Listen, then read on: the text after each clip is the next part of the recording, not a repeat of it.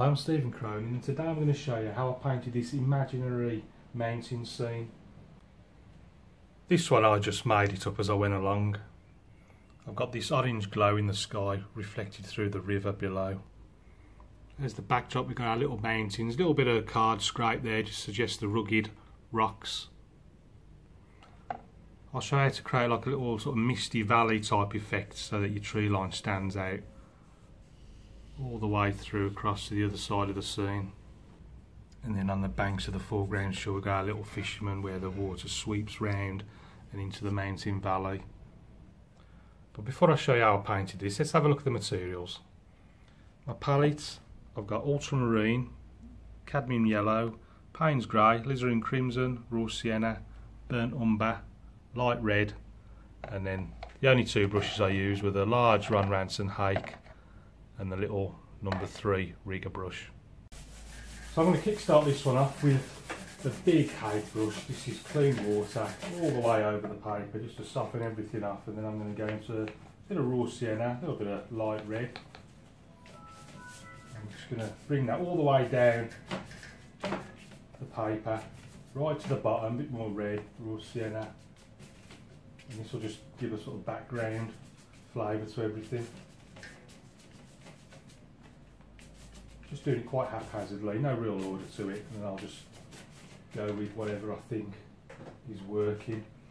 So that's the sort of light colours. Now let's add a bit of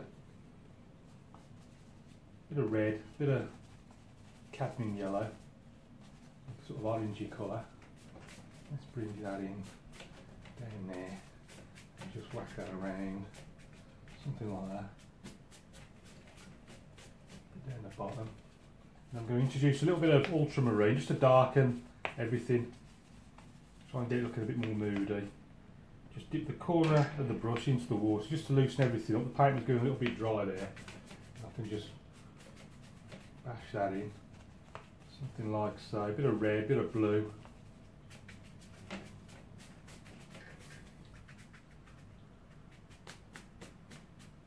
Let's just bring this in down the bottom.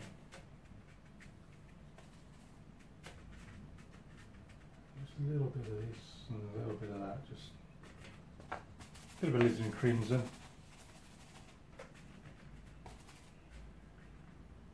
a bit more down there, just fill that little bit in there, a bit down the bottom. Right, I think that'll do for the sort of background colours. So the next thing I'm going to do, put in some mountains.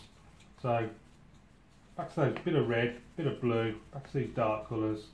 Get a bit of yellow in there as well. Everything that I've put in the sky and land so far. And then I'm going to start off something like that.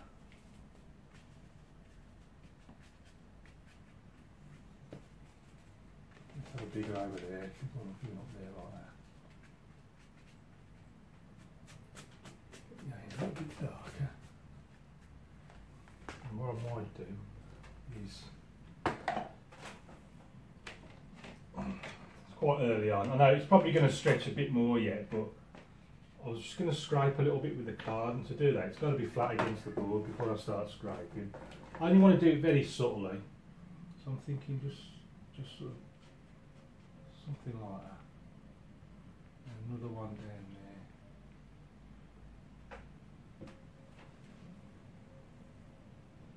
No, I'll leave that one. I think I'll leave that one. Just something there like that in front of that. And what I might do as well is I'll just sort of soften the bottom.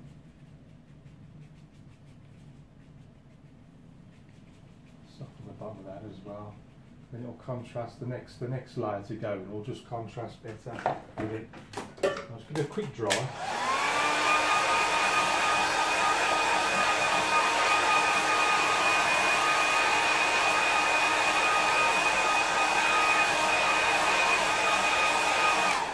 It doesn't have to be bone dry, just drier so that this next layer is distinctive from the last. So just dip the very tips in just to loosen everything up. A bit too wet that. Just give a bit of blue, bit of yellow, I'm making this sort of greeny colour. Bit of raw sienna in there as well. And this coming down something like that.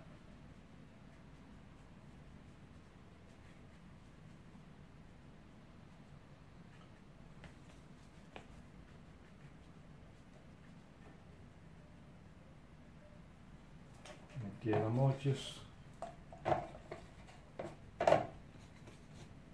sort of lighten that a little bit. Just so the next layer, you know, on top of that stands out a bit better.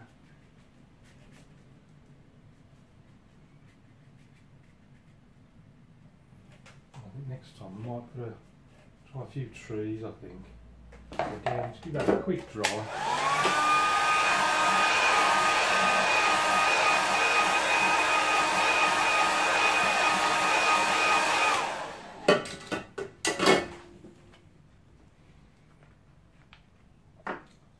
This time I might put a tree line in, I think.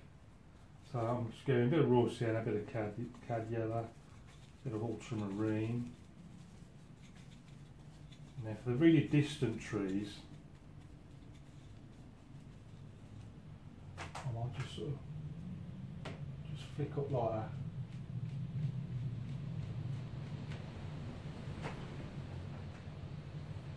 Flick up like that. And then for the ground, got a bit of raw sienna. Let's bring that down there like that. Push that up to it, something like that. Bit of burnt umber.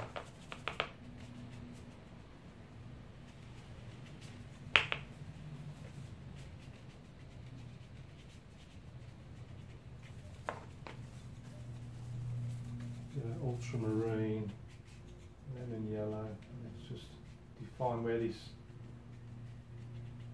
river's going to go, something like that, I think. Right, now let's put some bigger trees on the left hand side. So before I do that, paper's stretched a little bit more. So again, I just want it flat against this board. Just a 9mm piece of plywood I picked up from B&Q. Leans against the easel, just gives it something to clip onto, something that's not going to rock in the wind when I finally get round to painting outdoors, which I'd like to. Bit of blue, bit of yellow, bit of grey, and I'm doing something like just flicking it up, bring that down there. Clean the brush, and I'll just go into big dollops of raw sienna, quite sticky that is. I'm just going to push that up to where those trees were. A bit more on this side there. And what I'm thinking now is where are these riverbanks going to go? Because I might do a little bit of scraping. I was quite subtle with the mountains with the card, because I always try and not overdo the scraping, because it's quite easy to overdo it. And you just sort of ruin the effect. So I'm just wondering now where these riverbanks are going to be. So this is on this side, something like that. And quite a wide river. Bit too wet, I think that was.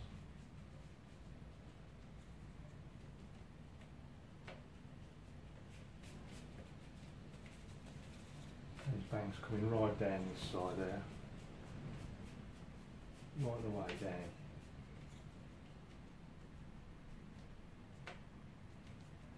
The river is sort of coming from down this valley and sort of sweeping its way round.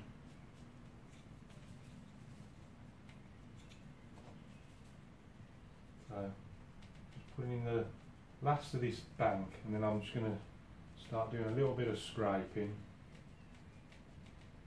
Got to get it in before it starts to dry, otherwise you won't be able to scrape it in. So just do a few on this side first. Start with these foreground ones, and then they're going to get smaller and smaller as they go further and further away. If I do overdo it, if I don't like it, I'll just paint over if I think I've done too many. Again, start down here, some big ones.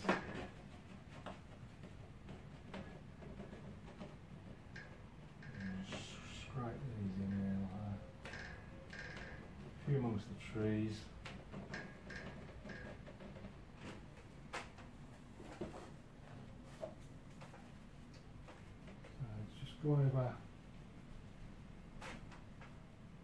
Go over where I think I've gone too mad.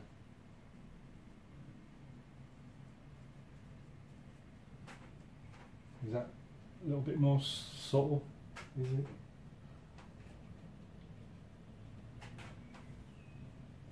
Well, I'm just covering them up, covering a few up just to try and make it look a bit more subtle. I think I'm fairly happy with that, I think. We need a little figure. I'm going to do someone fishing, I think. Just a little man on the riverbank fishing. So let's just go a little bit of brown, blue, green.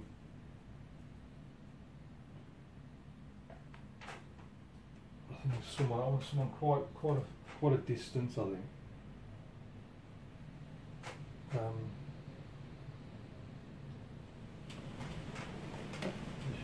was just putting it out. Put him down there.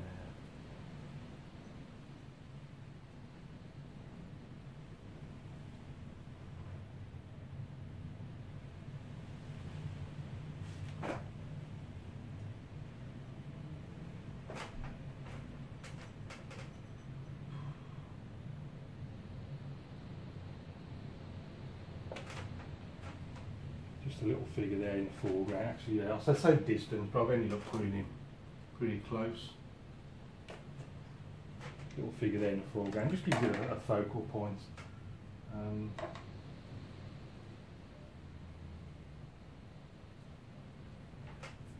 then somewhere up in the sky, just watching that paint on my hand. Somewhere up here.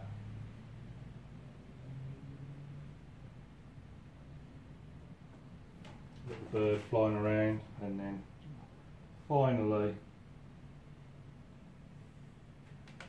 just down there, I'm just going to stick my name and I'm going to call this one finished. So let's see what it looks like with a mount on. So this is our finished painting with the mount on. So if we go in and have a closer look at it, starting with the sky area, it's predominantly, we've got this sort of orange glow coming through the scene, and this was a mix of raw sienna, light red, cadmium yellow, and then a bit of ultramarine and alizarin to create the sort of darker colours in the sky. I've then used the same sky colours then to create these distant mountains. You can see just a little bit of scraping with the card just to give that sort of rugged mountain effect. And then at the bases I used a sort of clean damp brush just to take the paint off, just to leave this white misty valley look at the base of each mountain. Then the tree line here, just by flicking up with the hake, it stands out better, contrasts nicely against the white mist. Also these green hills here on the left, you can just imagine over the hill into that sort of misty valley beyond at the foot of the mountains. Then had to work out exactly which path this river was going to take through the scene. And then once I'd got in the dark banks, using a bit of burnt umber, ultramarine to darken it even more, then a bit of scraping with the card just to suggest a few stones along the river bank, a few more on the left hand side, and then I've just painted over the ones where I thought I'd gone a little bit over the top. Always need a focal point, and a little fisherman here in the foreground provides. And then just finished off with our little bird flying amongst the mountains. Well, I hope you like that. Thanks for watching. Keep practicing. Any questions, please ask. And I'll see you again soon.